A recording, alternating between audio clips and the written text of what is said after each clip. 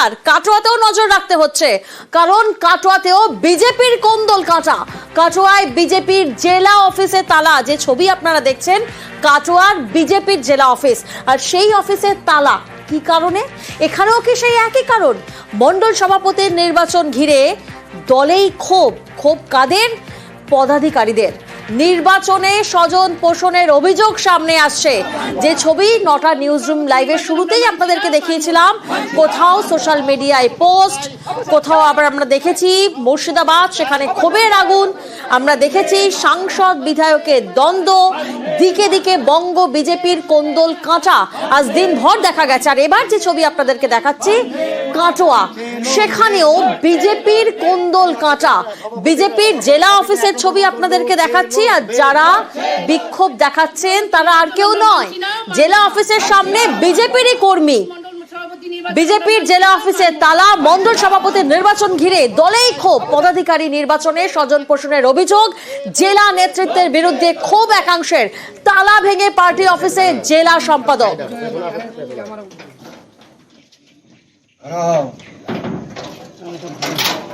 আমার কারণ হচ্ছে বিগত 24 সালের যে লোকসভা ভোট, এই লোকসভার ভোটে অর্থনৈতিক কেলেঙ্কারি এই গোপাল চ্যাটার্জি 30 লক্ষ টাকার ঘাবলা করেছে, এবং ওই প্রতিবাদ জানানোর জন্য যারা প্রতিবাদ জানিয়েছে তাদের প্রত্যেকটা লোককেই সাসপেন্ড নচে শোকজ এই জন্য কাজ করেছে।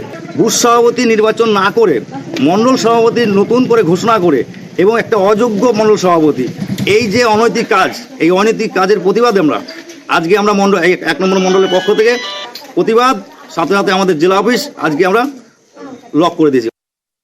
রাতের অন্ধকারে করা হয়েছে সেরকম কোনো ব্যাপার না। আমাদের রাজ্য থেকে এবং কেন্দ্র থেকেই ঘোষিত হয়েছে যে মণ্ডল সভাপতি 45 বছরের নিচে করতে হবে। তো সেই জায়গায় দাঁড়িয়ে আমাদের এই কাটোয়া 1 নম্বর মণ্ডলে যারা অ্যাক্টিভ মেম্বার হয়েছিল তাদেরকেই ডাকা হয়েছে, তারাই ভোট দিয়েছে, নমিনেশন করা হয়েছে, তার মাধ্যমেই মণ্ডল সভাপতি নির্বাচিত হয়েছে। যে আজকে এসছিল বা যার নেতৃত্বে আপনি বলছেন, সে অনেকদিন আগেই শোকজ করা হয়েছে দল থেকে, সে দলীয় কোনো কাজকর্মের সাথে যুক্ত না। তো সে কি করলো না করলো সেটা কোনো ফ্যাক্টর না।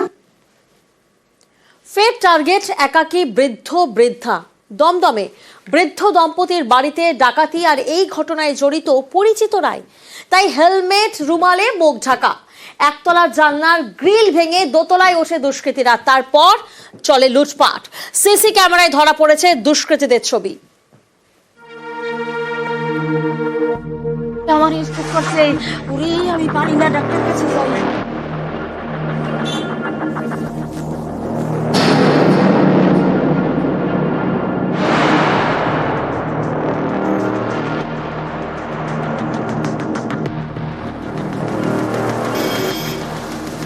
রবিবার গভীর রাত, দমদমে একাকী বৃদ্ধার বাড়িতে ডাকাতি।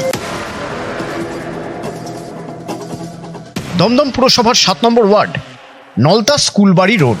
এখানেই থাকেন বৃদ্ধ দম্পতি, বছর 80 শঙ্কর মজুমদার, পক্ষাঘাতে একেবারে শয্যাশায়ী, আর তাঁর স্ত্রী পুতুল মজুমদার।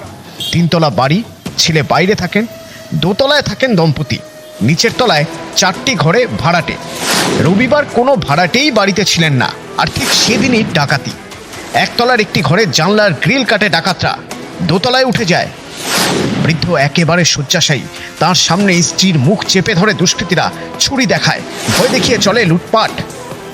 ওই সব নিয়ে গেছে, আর আমার মাথায় 2-3টে টাক মারছে, আর গলায় এই ধরছে, এই ধরনের হাতে দিয়ে সব খুলকে সোনার সব নিয়ে গেছে, এই কেটে গেছে। দেখো না কি যেন এরকম একটা চওড়া, নাকের নেছে, কানের নেছে, সব নিয়ে গেছে, আর বলে চিৎকার করলে মেরে দেবো। সিসি ক্যামেরায় ধরা পড়েছে ডাকাত দলের ছবি। এই দেখুন, চীনা রাস্তা দিয়ে যাওয়ার মতো হেলে দুলে তারা দম্পতির বাড়িতে ঢুকে। কারো মাথায় হেলমেট, কারো মাথায় টুপি, আর কারো মুখে রুমাল।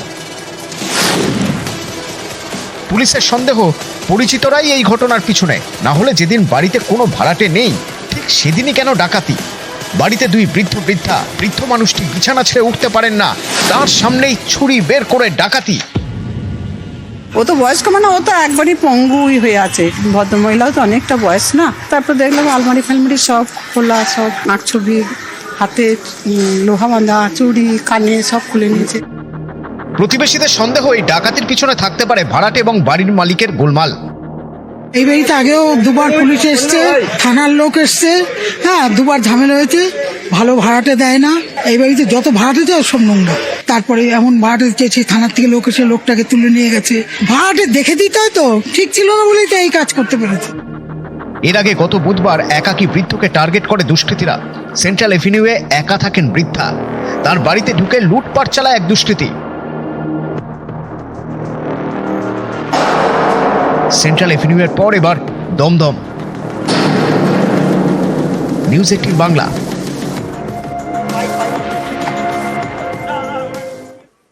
আমরা দেখলাম সেন্ট্রাল এভিনিউ বলুন বা দমদম বলুন, একাকী বৃদ্ধাকে বারবার টার্গেট করা হচ্ছে। তবে অন্যদিকে শিলিগুড়িতে জালে কিন্তু ভদ্রবেশী চোর। কেন বলছি ভদ্রবেশী চোর? বিয়ে বাড়িতে চুরি করছে, তাও আবার স্যুট বুট পরে। দেখুন না ছবিটা।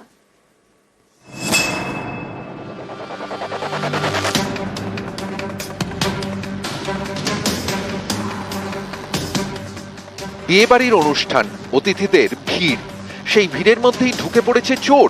দেখে একেবারেই বোঝার উপায় নেই। এই দেখুন সিসি ক্যামেরার ছবি।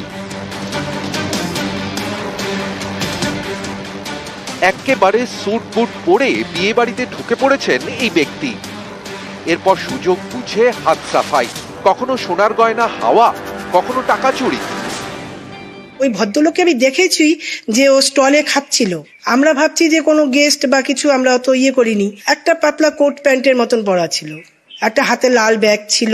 ব্যাগটা নিয়ে যখন ঢোকে তখন ব্যাগটা ফুল ছিল, আর যখন বের হয় তখন ব্যাগটা ভরা ছিল।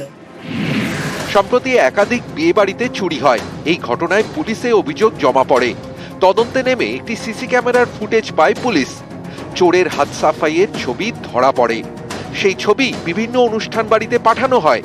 রবিবার সেবক রোডে বিয়ে বাড়িতে চোরকে দেখা যায়। সেখান থেকে চোরকে গ্রেফতার করা হয়। তার নাম মনোজ চৌধুরী, রাজমিস্ত্রির কাজ করেন, বাড়ি শিলিগুড়ি শহরে। শিলিগুড়ি থেকে পার্থপ্রতিম সরকার, নিউজ 18 বাংলা।